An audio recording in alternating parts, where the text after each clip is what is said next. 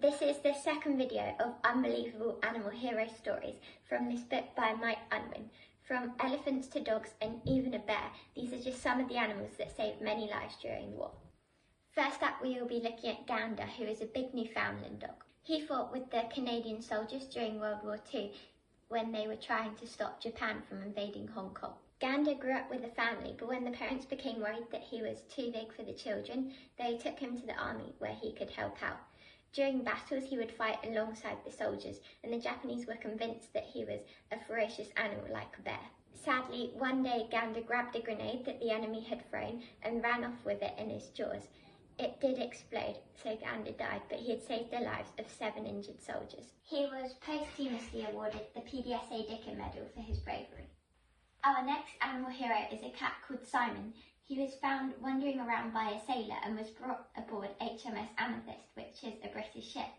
It was in Hong Kong after World War II during the Civil War in China to keep order. Aboard the ship, Simon caught rats which would nibble food and spread disease, and he also kept the soldiers entertained and happy. One day the ship got attacked and quite a few of the crew members were killed or injured, and Simon was missing. But Simon came back 2 days later, although he was quite badly injured. Amazingly, he did recover and return to the UK with the crew, but he had to go into quarantine for 6 months, and during that time he developed an infection, which was probably from his wounds. He did die, but lots of people went to his burial, and he was the only cat to receive the PDSA Dickin Medal. This is a story that you've probably been waiting for. During World War II, a group of Polish soldiers were travelling through Iran after being released from being prisoners of war in Russia. They had seen a boy carrying a sack and had asked what was inside. To their shock, it was a bear cub whose mother had been shot, so the boy was looking for someone to look after the bear. The soldiers agreed that they would take it. They were travelling to Egypt where they were going to meet up with the British Army so that they could help in the war, and as they were travelling, the bear cub grew up. They named him Wojtek, which means happy fighter. The bear was quite naughty and would raid the food stores, as well as turning on the showers to use up the water, but he was also very fun and would play with the soldiers, and they even taught him tricks. Before long, the soldiers were posted to Italy, but they realised that animals weren't allowed on the ships, so they made Wojtek become a private in the Polish army. He even received his own ration, serial number and paybook. Wojtek worked with the soldiers during the battles and would shift machinery and weaponry as he was very strong. After the war, he lived in Scotland with the soldiers at an army camp, but then the camp was demobilised and Wojtek was taken to Edinburgh Zoo. He lived there for a long time, although he clearly missed the soldiers, and when he passed away at age 21, he had a statue in Edinburgh and one in Poland. Jet was a pedigree German Shepherd born in Liverpool during the Second World War. He was taken to a war dog school in Gloucestershire and then worked in Northern Ireland with the US Army, where he checked that airfields weren't sabotaged. But when the Germans started bombing London, Jet was taken there to look for people that were trapped under collapsed buildings.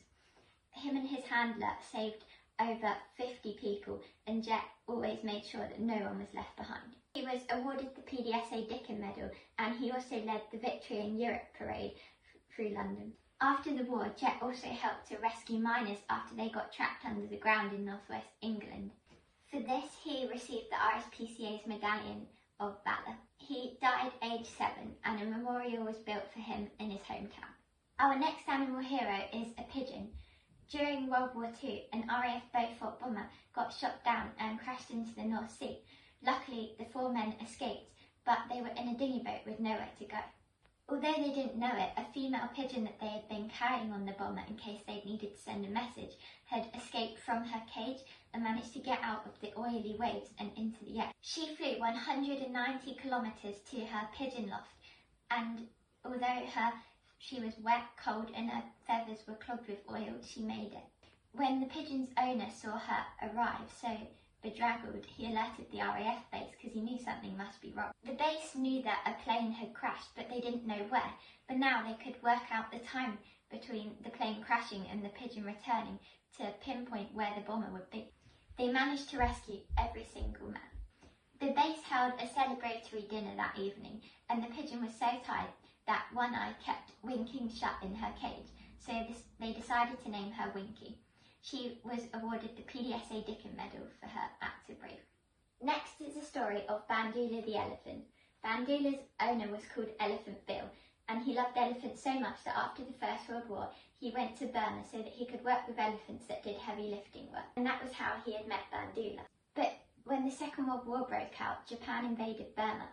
At first, Bill and the elephants helped build bridges and ferry supplies so that the British could help fight back, but Japan kept advancing. Bill decided that he would need to evacuate the 53 elephants and 64 women and children. So they trekked through the jungles and the mountains with Bandula leading the way. Days later they reached a cliff that was too steep for elephants to climb. So everyone decided to cut steps big enough for elephants' feet so the elephants could climb up the cliff. It took a few days to do this, and all the while Japan was advancing, but finally it was ready. The climb was long and dangerous, but eventually they all made it, and soon they would be in India, where it was safe. Finally is the incredible story of Judy. Judy was a pointer born in Shanghai in China. She lived with a shopkeeper for a while, and he named her Shudi. Then one day sailors from the British ship HMS Nat decided to buy Judy as a mascot, and they changed her name to Judy. Her excellent hearing would alert the crews to any danger, and that helped them immensely. After a while, she was transferred to HMS Grasshopper, and this ship sailed to Singapore to help protect it when World War II was declared. But one day the Japanese army attacked and the ship got sunk. The crew escaped in lifeboats, but Judy was left behind. Luckily, someone went back and found her trapped and brought her to safety on an island. Now reunited, Judy immediately helped sniff out a fresh water supply, which saved all the sailors.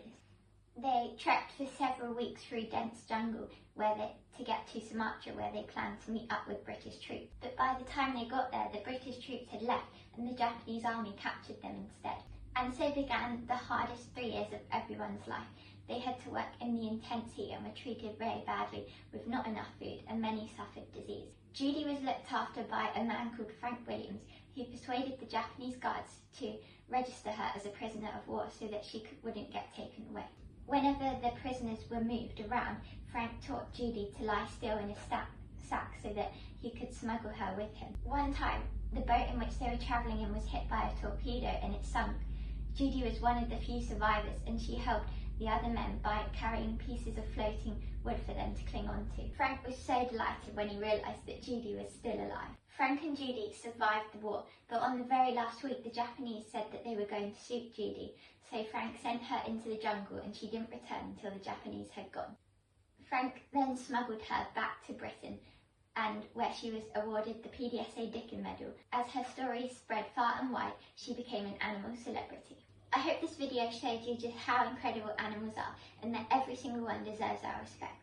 Thanks so much for watching this video. If you enjoyed it, then make sure to hit the like button, and I would definitely recommend checking out part 1 of this video. Stay tuned because there should be a part 3 coming out as well.